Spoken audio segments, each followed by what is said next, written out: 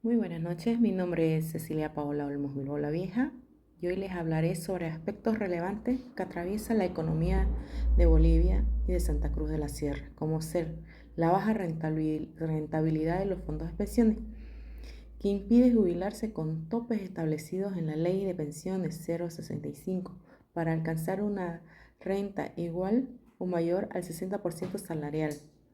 El tema es la rentabilidad por los fondos de pensiones administrados por las administradoras de fondos de pensiones AFP. Desde el inicio del denominado sistema de capitalización individual, a la fecha se puede apreciar una importante caída a partir del año 2014. Y la pregunta es, ¿qué explica esa caída? Una explicación en las autoridades del gobierno ha sido reacia a que la AFP invierta recursos de los fondos de pensiones en el exterior. Es importante recordar que si bien las AFP por normativa pueden intervenir en el exterior entre el 10% y el 50% de la cartera conformado por los aportes de los trabajadores, que administra en el Banco Central, quien establece dentro de ese rango el porcentaje a ser invertido, el cual nunca ha superado el porcentaje mínimo del 10%. Sin embargo, las autoridades del gobierno han sido reacias a que la AFP invierta recursos de los fondos de pensiones en el exterior, razón por la cual nunca ha alcanzado ese 10%. Más aún que las reservas internacionales muestran una continua caída, ya que para invertir en el exterior las AFP requerían comprar dólares localmente y luego sacarlo de una cartera total de 23 millones de dólares, que la suma de las carteras que ambas AFP administraban sería de 2.300 millones de dólares, más del 50% del total actual de las reservas internacionales. Se advierte entonces que las AFP han invertido los bonos soberanos emitidos por el país en los mercados internacionales. El emisor continúa siendo el Estado boliviano y no existiendo, por lo tanto, diversificación en cuanto a los emisores de valores. Otro problema que ha influido en la caída de la rentabilidad de los fondos de pensiones ha sido la vigencia del crédito productivo, que fija tasas de interés de 6% a 11,5%. Esto ha provocado que las empresas acudan a los bancos en lugar de mercados de valores, porque había tasas de techo y las AFP tuvieron que invertir a tasas similares al 6% para competir con los bancos. Otra explicación es la falta de inversión de los bonos del Tesoro General de la Nación. A lo anteriormente explicado, aquí hay un gráfico que muestra el resultado a partir del año 2014. La línea azul, en el año 2011, la rentabilidad de la AFP era del 7,43%, en el 2013, 23%.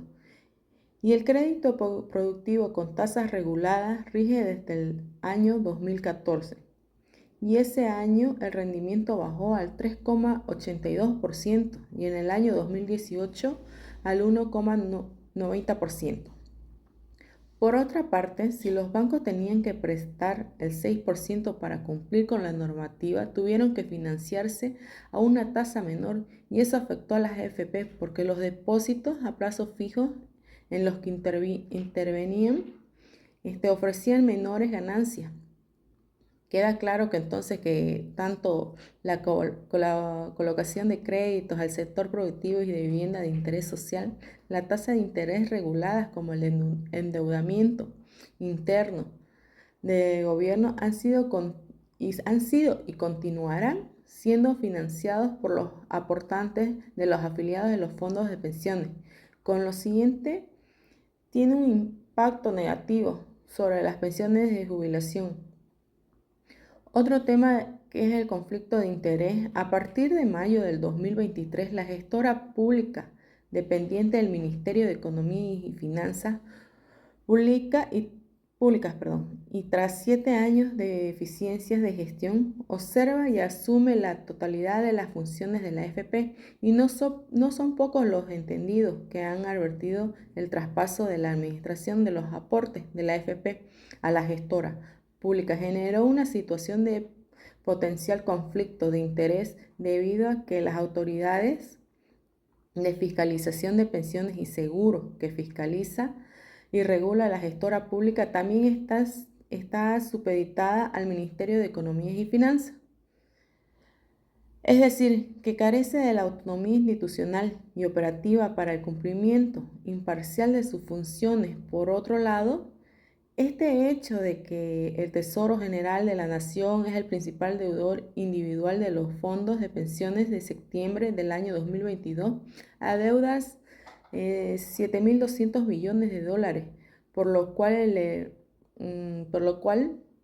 vendría a ser el administrador regulador el principal deudor de los aportantes. Resulta siendo el mismo organismo, o sea, el Estado esta situación y los objetivos para políticos del gobierno de turno perturbe y obstaculiza el desempeño eficiente, lo que se espera de un organismo que administra los recursos de propiedades del tercero, en este caso de los trabajadores, ¿no? Así, nada augura que en el futuro la baja rentabilidad del sistema de pensiones pueda revertirse. En consecuencia de las rentas de jubilación tenga posibilidades ciertas de incrementarse, así como también pudiera más bien acontecer lo contrario, que ahorita estamos viendo que al paso que vamos sí va a ser así, ¿no? Bueno, una conclusión y recomendaciones que yo les podría brindar es que la gestora tendrá los mismos problemas y limitaciones que las FP, pero al depender del Estado, puede gestionar cambios en las normativas en el mercado de capitales, invertir en el exterior y una regulación más moderna, local puede ayudar a mejorar la rentabilidad y garantizar la seguridad en el sistema integral de pensiones. Aportan a las mismas bolsas y a la AFP. Tuvieron que invertir en títulos y valores con el menor riesgo posible. Años. Cerca de la jubilación de los aportantes se debe invertir a corto plazo porque se necesitará efectivo para pagar su renta, ¿no? En cambio, para los aportantes de la gente joven que se va a jubilar de acá a 20 años, si se cambiaran las normas, se podría invertir a mayor plazo y asumir mayor riesgo, con tasas de interés más altas, en acciones de empresas como Apple.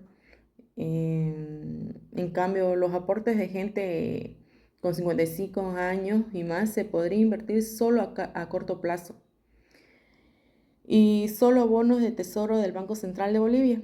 La propuesta es dar un paso a un sistema multifondo en el que se divide y se pueda, ¿no? A los aportes en grupo.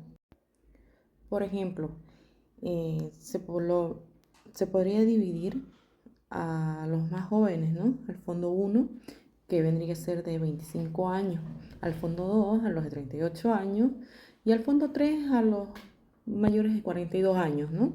Donde cada uno tiene política de inversión con el sistema actual.